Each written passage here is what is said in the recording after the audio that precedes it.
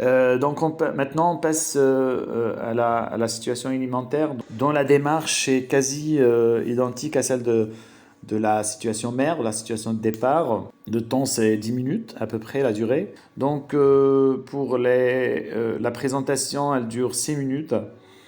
Cette présentation, la présentation de la situation alimentaire, il faut que vous sachiez que c'est une étape cruciale pour donner le coup d'envoi à la première partie du projet. Vous devez expliquer cela à vos apprenants. Vous choisissez bien sûr le langage adéquat. Donc, vous devez aussi leur expliquer l'objectif de cette étape en choisissant des mots simples, hein. Vous allez le dire que dans la première partie de leur projet, ils vont accomplir quelque chose de passionnant. Vous leur dites qu'ils devront choisir un animal qui vit dans le désert. Ensuite, ils vont vous leur demandez de rechercher des informations sur cet animal pour élaborer une fiche devinette qui est le premier pas vers la création du poster. Donc, vous leur dites que cette fiche contiendra des indices intrigants pour décrire l'animal qu'ils ont choisi ou que leurs collègues, que leurs camarades ont choisi. Ensuite, vous leur expliquez pourquoi cette étape est importante. Ils auront l'occasion de devenir de véritables explorateurs de la faune en découvrant des animaux exotiques de désert. Utilisez des exemples concrets pour expliquer la tâche. Par exemple, montrez-leur une fiche devinette que vous-même, en tant qu'enseignant, vous avez préparée à l'avance. Et expliquez-leur comment elle contient des indices pour décrire l'animal. Encouragez-les à se préparer mentalement en leur demandant bien sûr de réfléchir à un animal de désert qui les intrigue, hein. C'est là le secret. Par exemple, pourquoi vous avez choisi le chameau, hein? Est-ce que vous aimez le chameau?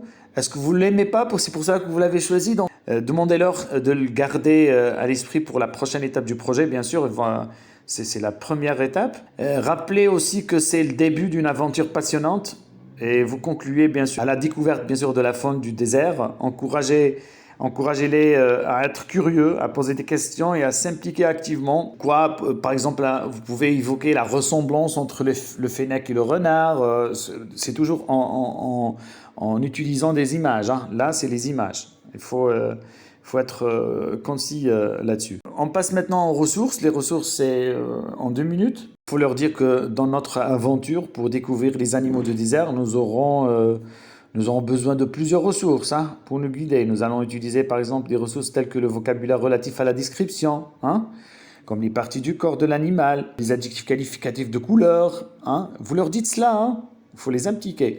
La conjugaison du verbe avoir au présent, qu'ils ont déjà vu en 4e AP. L'accord des adjectifs avec leur nom au féminin, hein. Donc tout cela, c'est les ressources qu'ils vont utiliser pour accomplir cette tâche.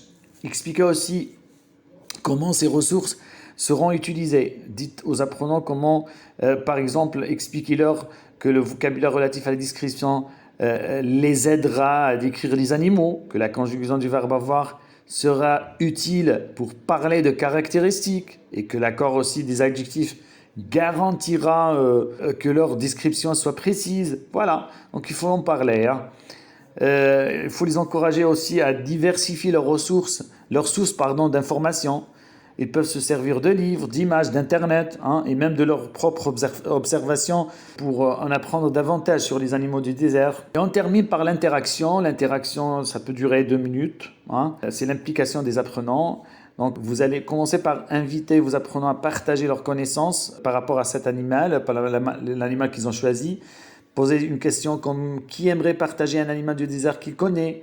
Cela donne l'occasion aux apprenants de contribuer à la discussion. Encouragez les apprenants à poser des questions. Sachez que cela les incite à réfléchir et à clarifier leurs doutes, hein, par rapport au choix de ces animaux. Voilà.